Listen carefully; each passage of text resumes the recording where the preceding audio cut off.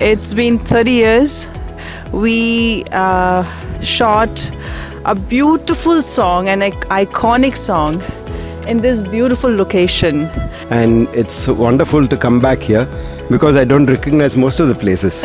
Things have changed so much in 30 years, but the feel is the same, the emotion is the same. And today the film lives in people's mind because of the location of Bekal, the tune and the poignant emotions that you see in the film.